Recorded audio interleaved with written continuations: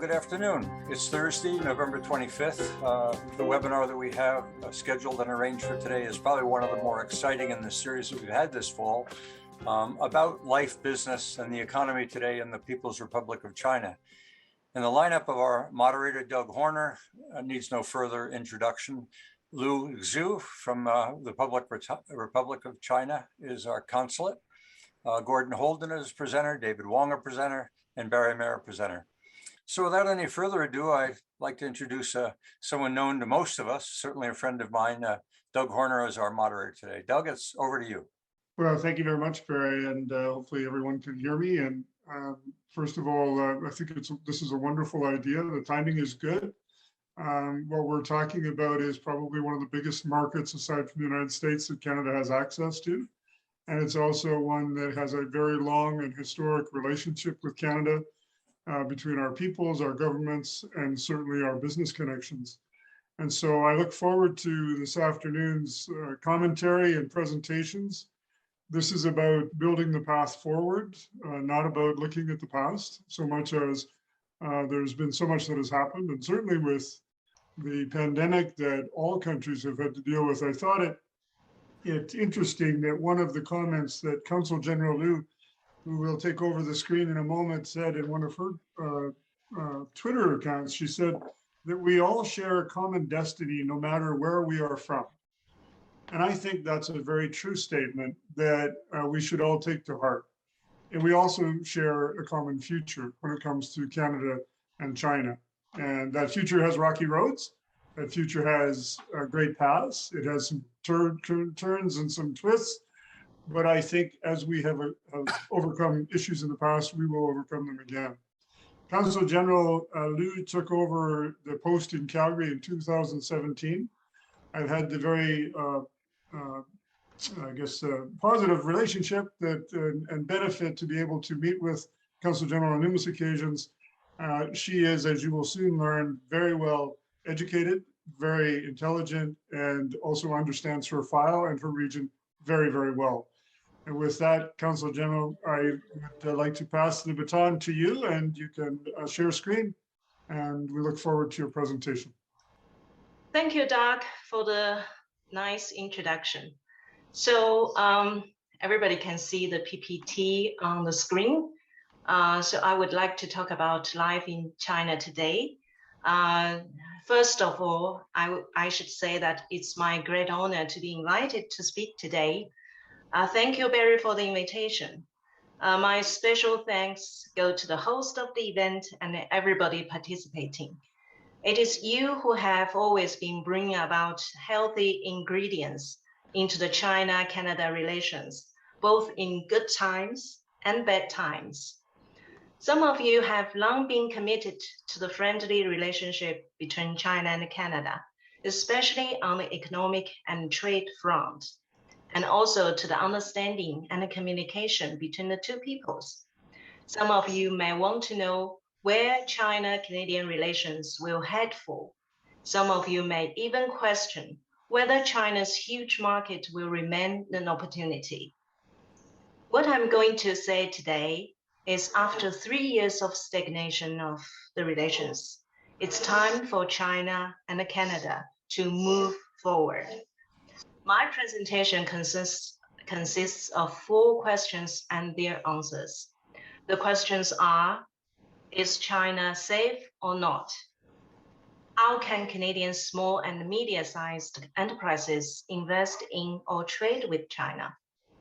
How can they get started while COVID-19 is still around? What does the Chinese market need? And what do the Chinese people crave? What does China really look like today? What does China really look like today? So let's come to the first question. Is China safe or not? Before answering this question, I would like to raise another question first. What are the most prominent China-related keywords in Canadian public opinion in 2021? I bet arbitrary detention and coercive diplomacy would be on the top of the list. In these narratives, China was portrayed as an evil land from which there is no return if you go. Or worse yet, many people fell for such narratives. In our view, the question if China is safe or not sounds like we were asking somebody just finishing a big meal if he is hungry or not. Because in fact, all foreign companies and law-abiding citizens following Chinese law are very well protected.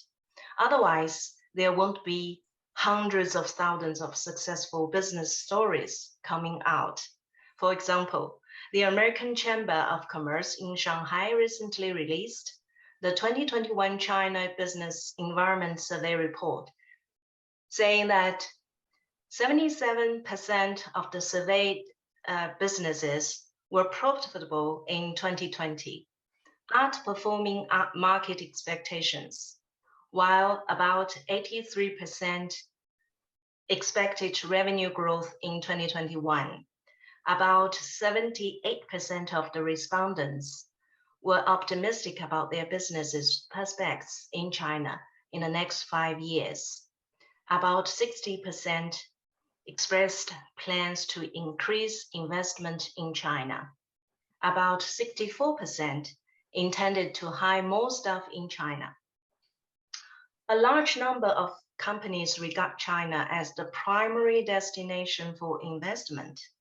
If China was not safe and always conducted arbitrary detention and coercive diplomacy at will, how would these companies decided to continue their operation there with such positive feedback? Such a report was all about the year of 2020, when China-American relations were intense. Nevertheless, American companies in China still made good profits. Similarly, despite the chill in China-Canadian relations over the past 3 years, Canada Goose net sales in Asia grew 107.5% year-on-year in the fiscal year of 2019 and 2020, with the Chinese market contributing most of the share. Entering the Chinese market in early 2019, Tim Horton now runs over 150 stores in 10 cities, with a goal to hit 1,500 stores in China to compete with the Starbucks. In the Doing Business Report 2020, released in October by the World Bank, China jumped to the 21st place in the global ranking in terms of the business environment, which was 15 places higher than last year, and a good news for both big and small businesses. China was among the 10 economies with the greatest business environment improvement for the second consecutive year.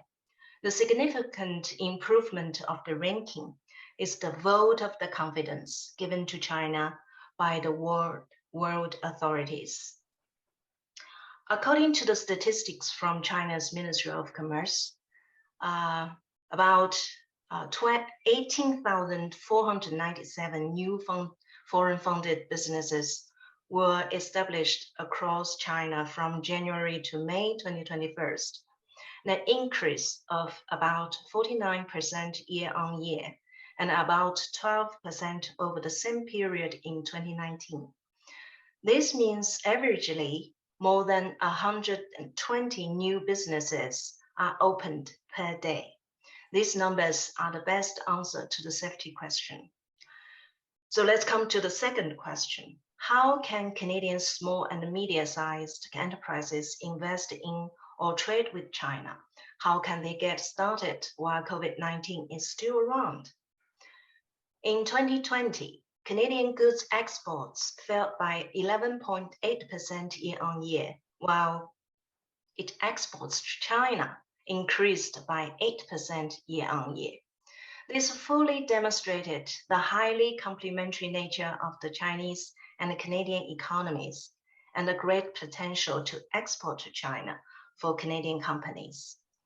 During the virtual meeting between President Joe Biden and President Xi Jinping on November 15th, President Xi said that opening up is a fundamental state policy of China, and China's determination to expand its high-level opening will not change, nor will its decision to share development opportunities with the rest of the world, nor will its resolution to make economic globalization more open, inclusive, and balanced for all the benefits of all. China is to form a domestic and international dual circulation on a wider and larger scale, and to improve the market-based business environment that respects the rule of law. This will translate into a larger market and more opportunities for all countries. For companies looking to invest in China, China is attractive not only because of its optimized business environment, but also the exclusive incentives for foreign-funded businesses clearly set up by the Chinese government concerning tax, land, region, investment, fees, and services. The new foreign investment law taking effect in 2020 legally defined the rights of the foreign invested enterprises to enjoy tax and fee exemptions and more. Some may wonder how to overcome COVID-19 for economic and trade interactions with China. I have some recommendations. First, sign up for large-scale trade shows. Some annual shows are well known, for example, China International Import-Expo, China Import and Export Fair, China International Fair for Investment and Trade.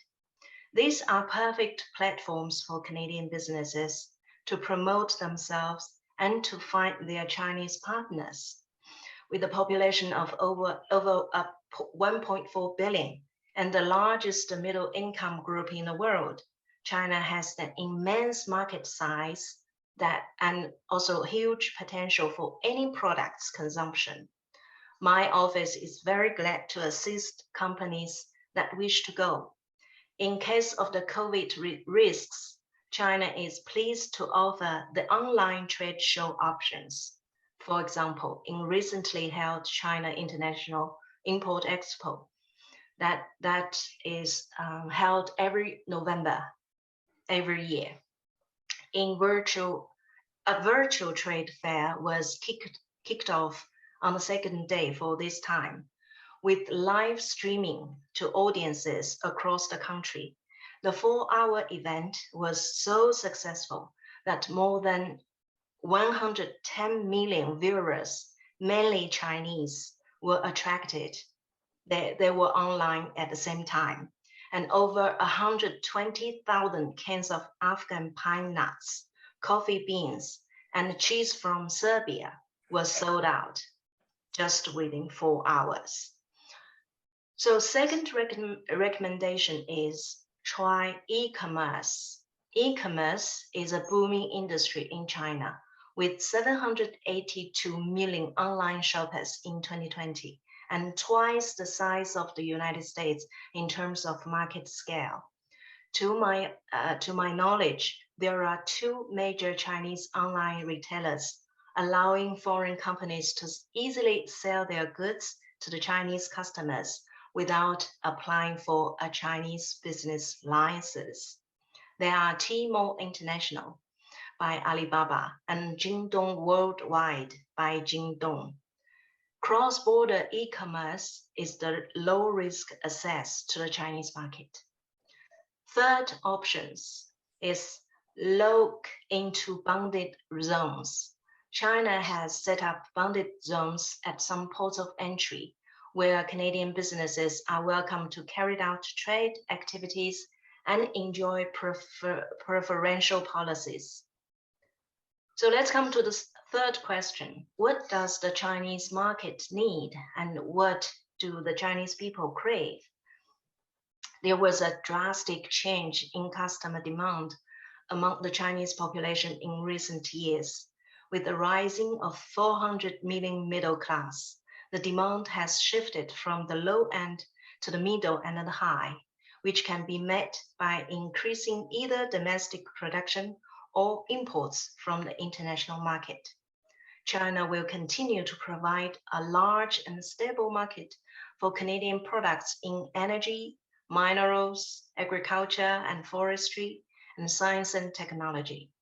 Great opportunities are available in areas where China-Canadian economies are complementary, such as information and communications, novel energy, and environmental protection, as well as high-quality agriculture products, seafood, IT products, cultural and creative products, financial services, education, and tourism. Besides, healthcare, retirement homes, leisure industries are well positioned for the next boom. The developing inland regions of China are also drawing the world's attention. Canadian companies are welcome to participate in the development and opening up of China's inland provinces. Fourth questions. What does China really look like today? In short, the Chinese people are happier than they have ever been in history, since China has historically eliminated absolute poverty. They are prouder than ever as they witnessed their country accomplish in just 70 years what the United States has done in 190 years. China also survived several recent major global crises, including COVID-19. What could make the Chinese happier and prouder than that? China's ruling party deserves all credit. 2 weeks ago, the Communist Party of China held the 6th plenary session of the 19th Century Committee. Key achievements made and historical lessons learned while the party led the Chinese people through hard work in the past 100 years since its founding were comprehensively summarized at the conference. China's successful sailing was primarily powered by the Chinese people's aspiration for a better life. The party serves as the captain, firmly holding the steering wheel in this journey. I often came across discussions on China's political system among Canadians. Unfortunately, most of these opinions were far from the reality in China. The fundamental reason for such misinterpretation was that the most people rely on Western historical experience and Western social thinking to look at what happened in China.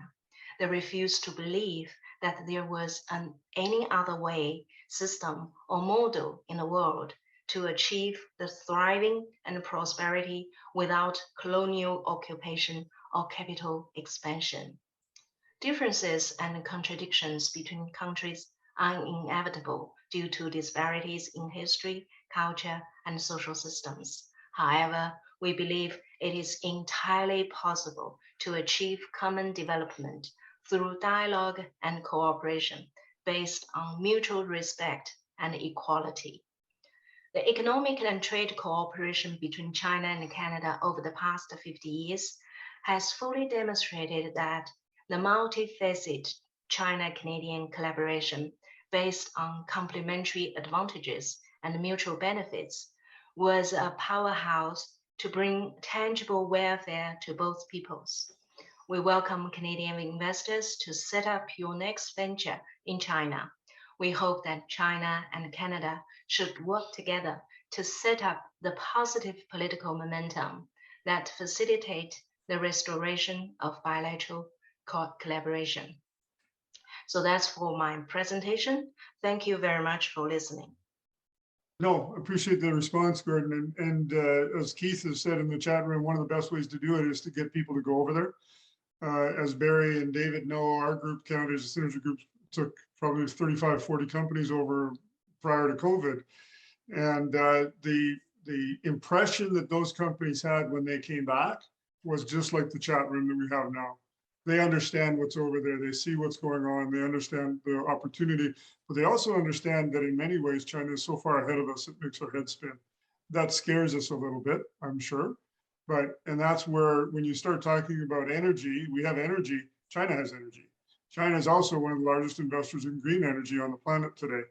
And that's why I was thinking about the question to you, Madam Liu, relative to green energy and the opportunities that there might be for Canadian companies in that green revolution that China is undertaking. on the pollution side? Thank you, Doug. You are asking the very right questions, because I think no matter what kind of energy is the right part connecting Canada, especially Western Canada and China. Well, I believe everybody understands we have a very clear blueprint towards the future of green energy. And also we had a very clear aim set up by our government that saying that we are going to achieve carbon neutral in 2060. So I think it's a vast area for both sides to have a sound cooperation, because right now in China we rely on coal pretty much, even though we are planning to reduce the reliance on coal.